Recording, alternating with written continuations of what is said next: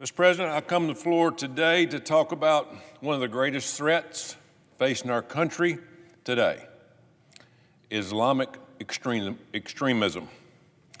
24 years ago, September 11, 2001, nearly 3,000 innocent Americans were murdered in a coordinated terrorist attack carried out by radical Islamic extremism. Those of us who lived through that day remember exactly where we were when those planes hit the buildings. That day changed this country forever. We were smacked in the face with the reality that there are people who are so hell-bent on destroying America that they will kill themselves just to try to harm us. That's reality. It sends shivers down your spine, but it's true, and it happened. In the aftermath of 9/11, we created the Department of Homeland Security. Basically, we went to war. We spent the following 2 decades unsuccessfully attempting to westernize the Middle Eastern countries most responsible for this attack. We strengthened surveillance and gave up personal freedoms in the hopes of preventing another large-scale attack. But 20 years later, we have to ask, have we made any progress at all in rooting the evil of radical Islam out of this country? Have we done it? Let's be honest. Radical Islamic terrorism didn't go away after 2001.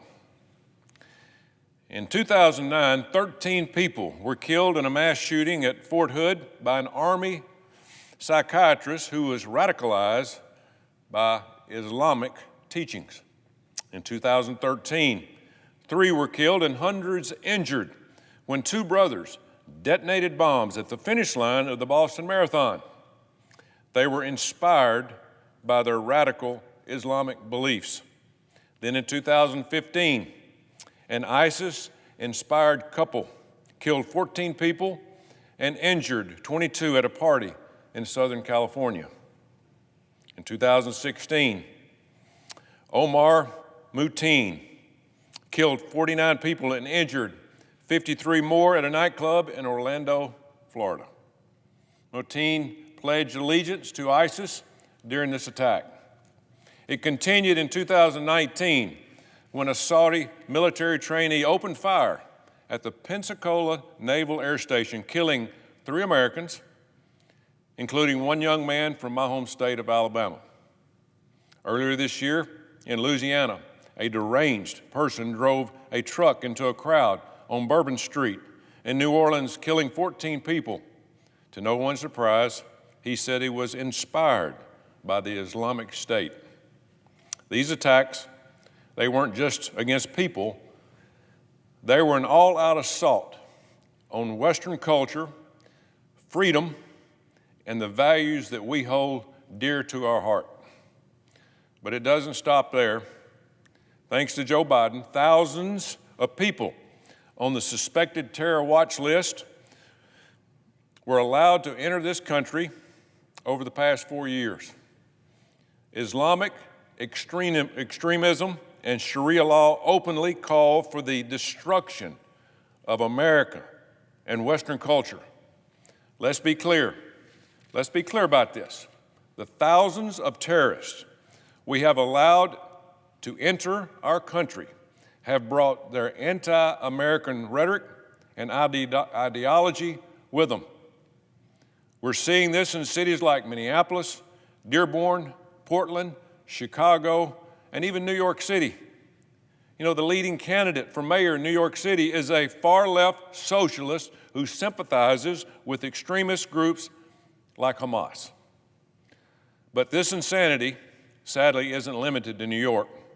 We have elected members of Congress who openly support the radical Islamic terrorist organization Hamas. Just yesterday, we paused to remember the more than 1,200 innocent people, including 40 Americans who were slaughtered by Hamas terrorists in Israel on October the 7th, 2023. Hamas literally means Islamic Resistance Movement. It's been 2 years, and 2 U.S. Congresswomen, Omar and Tlaib, they still refuse to condemn these heinous crimes in Israel. These 2 members were elected to represent American citizens, and they are sympathizing with Islamic terrorists instead. It's almost hard to believe, but it's true, and they don't hide it. You know, we're allowing people with extremist ideologies, people who hate America values, to not only live here, but to hold positions of power and influence our government.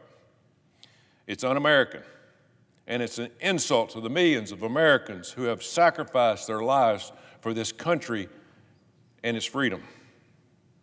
You know, if you think this poisonous ideology won't affect your way of life, just look at Europe. The United Kingdom, once a proud nation that helped save the world from Nazi tyranny, has essentially lost its identity. It's gone. Mass migration has destroyed their society. There is no freedom of speech. Crime is through the roof, and openly anti-Semitic, pro-Hamas riots have become a regular occurrence. And this is in Europe. This is in the UK. UK Prime Minister Keir Starmer recently appointed a person with extreme pro-Palestinian views as Home Secretary. In the UK, the Home Secretary is in charge of protecting national security, ensuring law and order, and overseeing immigration. What a surprise. So the person who is in charge of immigration and national security for the UK is openly a pro-terrorist. If we aren't careful, the United States will look like Europe in 10 years or less. It's coming. We can't bury our heads in the sand about this any longer. The Quran openly calls for violence against non-Muslims, openly. Radical Islamists take these instructions literally and to use them to justify terror. It's not politically correct to say this, but it's the damn truth. Something you won't hear from the deranged leftists who run cover for Islamic extremism is about the inhumane and disgusting ways that they treat women. In Muslim countries that follow Sharia law, it is considered normal for women to be raped, trafficked, and forced to marry as young as age of 6. Pedophilia is rampant, and women are lucky if they are allowed to drive. I'm old enough to remember when Democrats championed the Me Too movement, which was self-described as a global, survival-led movement to end sexual violence. But these same Democrats who championed the Me Too movement have been radio silent when it comes to the way women are regularly treated in countries that practice radical Islam. I have yet to hear my Democrat colleagues who are siding with Hamas talk about the brutal ways Hamas has abused the women they have held hostage since October the 7th. Nor have I heard Democrats who claim to be feminists talk about the fact that some Muslims, countries that practice Sharia law, require women to be completely covered from head to toe. These women, they're not allowed to get an education, work a job, or in some cases even leave home. They are barred from gyms, parks, and beauty salons. They are forbidden from traveling without a male relative and are forced to wear certain clothing that covers everything but its eyes. But meanwhile, the men in these countries are allowed to abuse women, have sex with children, or have multiple wives, no problem. Everyone, but especially feminist groups, should be outraged about this horrible abuse of women. But that doesn't fit the left's narrative. So you won't hear a peep from liberal so-called feminists about the disgusting treatment of women in radical Islamic countries. You also won't hear from Democrats about how radical Islamic terrorists are currently carrying out a mass genocide of Christians in Nigeria. Think about this. More than 62,000 Christians have been slaughtered since 2000 by radical Islamic terrorists in Nigeria. You heard that right, 62,000. And just this year alone, more than 7,000 Nigerian Christians have been murdered because of their faith alone. You can't turn on the TV without hearing about Israel's so-called mass genocide of Palestinians every day. And yet when it comes to 62,000 Christians being slaughtered by radical Muslims, it's radio silence. This extreme ideology is straight from the pit of hell, and it has no place in American society. We are blessed that freedom of worship is a constitutional guaranteed right in this country. That's what our forefathers fought for. If you want to come here legally, practice a peaceful version of Islam, and blend into our society by adopting the treasured American values of life, liberty, and the pursuit of happiness, you are welcome to do so. But if you believe that Sharia law supersedes American law, you should be deported immediately. If we don't take a stand now, our way of life, our Christian values, our freedoms, and our national identity will disappear. There is only room for one law in this country, and that's the Constitution of the United States of America. Sharia law is an anti-American and has no place in a free society. Texas is already taking action to ban Sharia law, and I commend them. Other states should follow. We must protect American values, not apologize for them. I truly believe we are at a crossroads in this country. For too long, people have tiptoed around this issue, afraid to hurt somebody's feelings or make people uncomfortable.